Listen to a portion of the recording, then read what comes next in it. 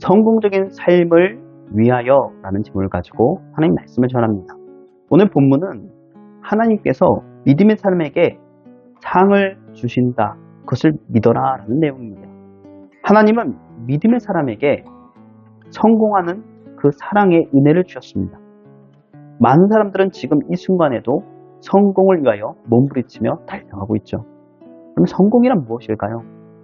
여러분, 솔크 박사의 이야기를 조금 들어보시죠. 솔크 박사는 200가지나 되는 일을 성공했다고 합니다. 그것이 무엇인지 생각해 보시기 바랍니다. 조너스 솔크는 미국의 의학자이며 의사입니다. 당시에 가장 무서웠던 질병 중에 하나가 소아마비였습니다. 1955년 드디어 미국 내에 소아마비 백신으로 그 생산이 되는 것, 그러니까 성공했다는 얘기죠. 그럼 솔크 박사는 소아마비 백신을 연구해서 개발하는데 200번이나 실패를 했다고 합니다. 박사님, 백신 개발이 벌써 200번이나 실패했는데 기분이 어떻습니까?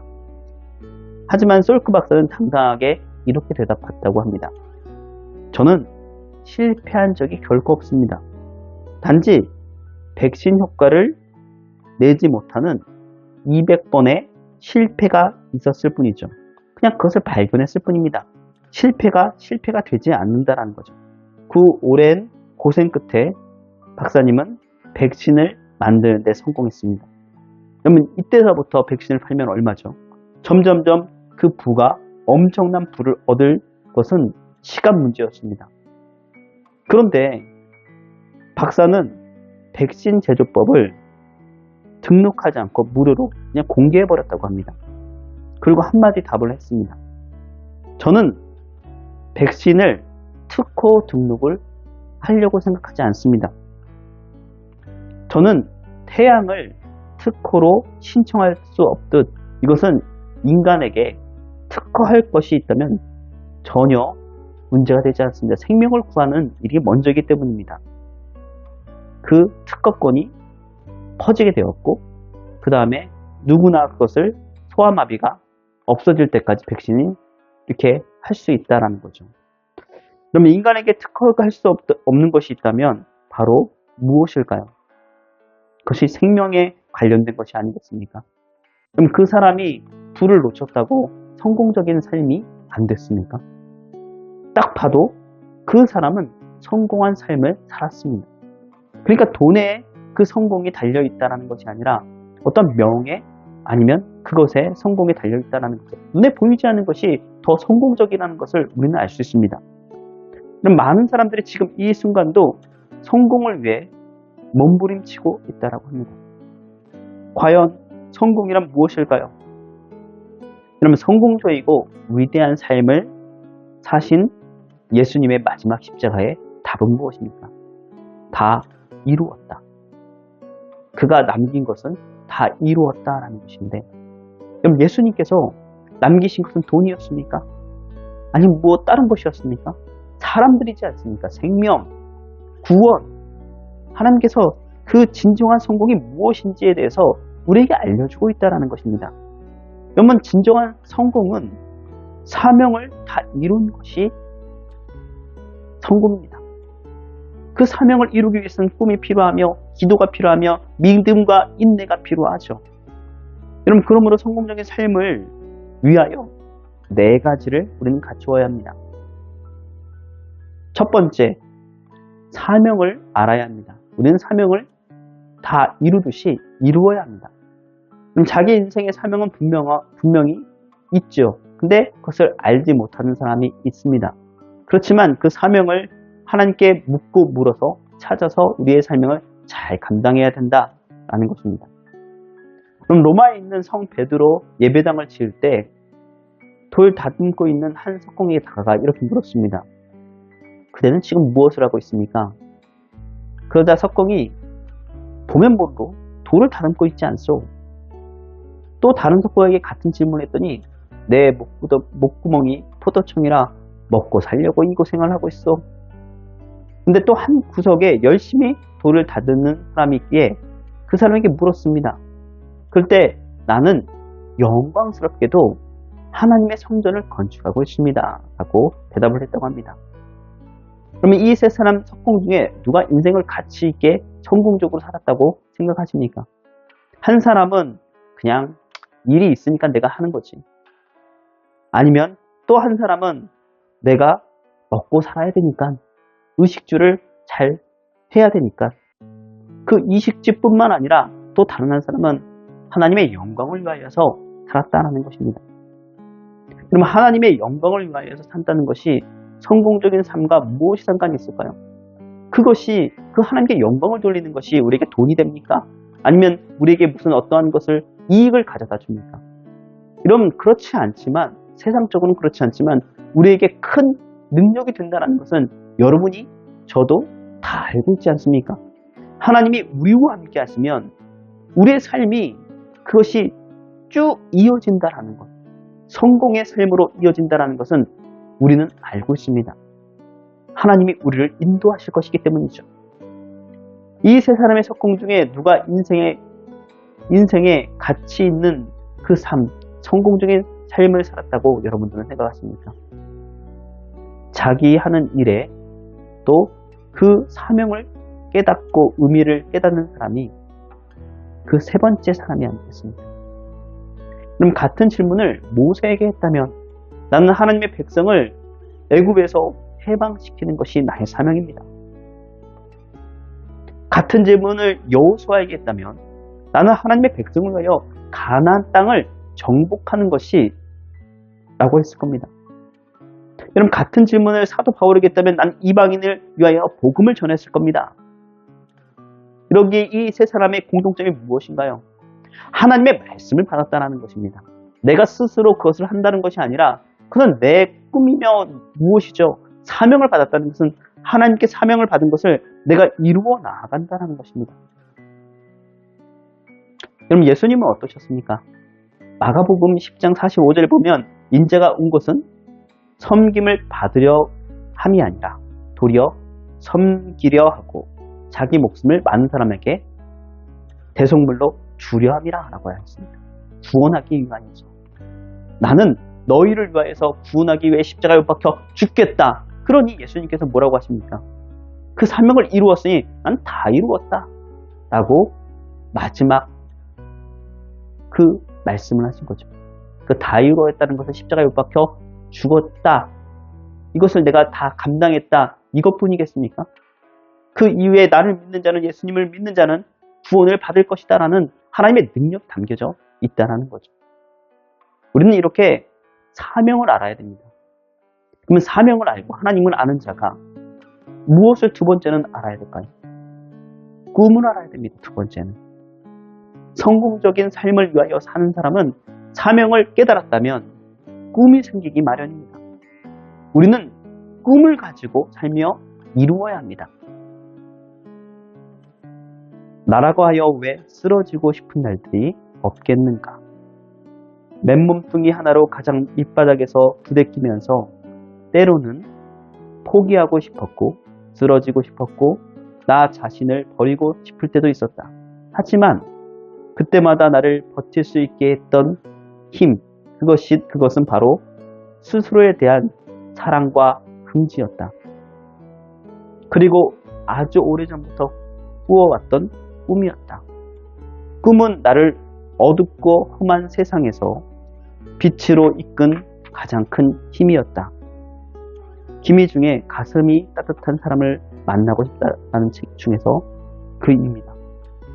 내가 지금 쓰러지고 싶고 힘들고 어렵지만 꿈 때문에 오뚜기처럼 일어설 수 있다는 그 힘이 있다는 거죠. 나라고 해서 왜 쓰러지고 싶은 날이 없겠는가? 누구나 한 번쯤 신음소리처럼 토해내는 외한마디의 비명입니다. 저도 마찬가지입니다. 그 자리에서 그냥 팍 쓰러지고 싶을 때가 있습니다. 그래도 다시 힘을 내는 것은 꿈 때문입니다. 꿈이 있기에 다시 일어설 수 있고 그 꿈을 함께하는 사람이 있기에 오늘도 한 걸음 더 앞으로 힘차게 걸어갈 수 있습니다. 고도운의 아침 편지입니다. 여러분 가슴에 우리는 꿈을 품어야 합니다. 그래야 매일 바라볼 수 있죠. 그러면 그 꿈을 하나님께서 미래를 창조하시는 그 하나님의 손길이 우리 꿈을 이끌어 줄 겁니다. 여러분, 하나님의 손을 댄 순간 그건 공상이 아닌 진정한 꿈이 된다라는 거죠. 세 번째, 우린 뜨거운 소원과 기도를 알아야 됩니다. 우리는 기도를 이루어야 합니다. 이런 꿈이 있다면 우리는 기도를 해야 된다는 거죠. 누구에게? 하나님, 내가 이런 꿈이 있습니다. 그러니 이 꿈을 이루어 주시옵소서. 우리가 가진 꿈은 늘 바라고 있으며 그 꿈을 이루어지기에 간절히 우리는 소원하게 된다는 거죠. 내가 희망하고 소망한다는 것입니다. 그럼 뜨거운 소원의 불이 붙어 있어야 됩니다. 대개 성공하는 사람의 공통점이 무엇이냐면 뜨거운 열정이 있다는 거죠. 차지도 않고 더럽지도 않는 사람은 성공하는 일이 별로 없습니다. 인생에 굴곡은 없겠죠. 하나님께서 아브라함에게 하늘을 우러러 별이 셀 수 있는 한번 세보라고 하십니다. 이와 같이 너의 자녀도 많아질 것이다. 그럼 자식에 대한 꿈이 점점점 희미해지고 사라진 그 약속이 희미해진 아브라함에게 다시 한번 하나님께서 뭐라고 하냐면 그 꿈의 불씨를 붙여주신다. 그것이 무엇입니까? 믿음입니다. 그게 믿음을 주었다는 거죠. 그날부터 그는 매일 밤 별을 볼 때마다 무엇을 생각해 보았겠습니까? 하나님 주신 꿈을 생각해 보았을 겁니다. 여러분, 그럴 때마다 우리 마음의 소원이 일어나고 믿음이 생기고 우리가 하나님을 통하여서 하나님 이것을 이루어 주기 원하시지 않았습니까? 이루어 주시옵소서. 그 끝이 무엇입니까? 이삭이 태어났다는 것입니다. 아들을 주었다는 것. 자녀가 없는데 자녀가 생겼다는 것은 이제부터 그 별과 같이 자녀가 많아질 것이라는 하나님의 약속을 이루시겠다는 그런 증표입니다. 그럼 빌립보서 2장 13절 말씀에 보면 너희 안에 행사하는 이는 하나님이시니 자기의 깊으신 뜻을 위하여 너희로 소원을 두고 행하게 하시나니 라고 기억하고 있습니다. 우리의 소원을 내가 스스로 하나님께 기도하며 나가게 하신다는 것은 하나님께서 하신다는 거예요. 마음을 우러나게 하신다는 것입니다. 여러분, 이렇게 하지 말래도 소원을 이루어나게 하시고 무엇이라고 하시면 너는 내게 부르짖으라 내가 응답하이고 크고 비밀한 일을 내게 보이리라 하고 말씀하신 것, 부르짖고 기도하며 하나님을 찾으라고 하신 것은 뜨거운 그 소원을 가지고 부르짖며 기도하며 그것을 대가를 지불하는 사람을 하나님께서는 세상이 감당치 못할 사람이라고 여기신다는, 하나님께서 붙들어 주시는 사람이며 하나님께서 그걸 성공적으로 이끌어 가시는 사람이라는 것을 믿어 의심치 말아야 합니다. 마지막으로 우리가 그 소원과 기도를 가지고 믿음을 얻었다면 우리는 믿음과 인내를 알아야 됩니다. 우리는 믿음과 인내로 그 마무리를 해야 되죠. 믿음과 인내는 성공적인 삶을 위한 마지막 단계입니다. 그럼 모든 일이 쉽게 이루어지지 않는다고 해서 우리가 불평하고 원망하고 뒤로 물러서면 안 된다는 거죠. 끝까지 믿고 끝까지 인내해야 합니다. 그럼 사실보다 태도가 중요하다는 것입니다. 마음보다 그것을 지키는 그것이 중요하다는 거죠. 그냥 내가 빈말로 하는 말보다 내가 진심으로 하는 말이 더 중요하다는 거죠. 눈에 아무런 증거가 보이지 않고 귀에 아무런 소리가 들리지 않아도 내 손에 잡히는 것이 없어도 하나님은 반드시 역사해 주실 것이라는 그 믿음을 가지고 우리는 살아야 된다는 거죠. 그래야지 우리는 희망과 그 소망이 우리에게 이루어진다는 것을 의심치 말아야 된다는 거죠. 의심의 반대, 믿음이겠죠. 나는 원한다, 나는 해야 한다, 나는 할 수 있다. 이러한 성공적인 우린 사고 마음을 가져야 된다는 것입니다. 우리가 운전해서 알겠지만 운전할 때 후진 기어를 놓고 앞으로 가는 자동차는 없잖아요. 전진 기어를 놓고 뒤로 가는 자동차는 없습니다. 전진 기어를 넣으면 반드시 앞으로 가게 되어 있습니다. 생각과 태도가 부정적이면 내 인생이 아무리 환경이 좋아도 부정적인 환경으로 가고 맙니다. 내 생각이 또 태도가 긍정적이면 내 인생에 아무리 환경이 별로 좋지 않더라도 긍정적인 방향으로 가고 맙니다. 우리는 생각대로 가는 사람이 되어야 된다는 거죠.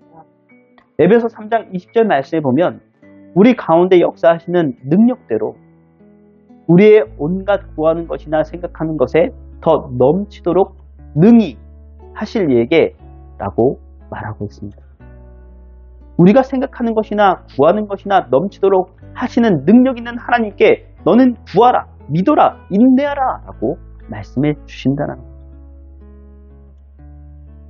우리는 그렇기 때문에 우리의 하나님 안에서 우리는 기적이 일어날 것을 기대해야 될 줄 믿습니다. 그리고 끝까지 인내하며 살아야 되겠죠. 도중에 포기하는 것이 아니라 인내하는 것입니다. 끝까지 인내하고 성공하는 오산세교 급익교회 성도들이 다 되시기 바랍니다.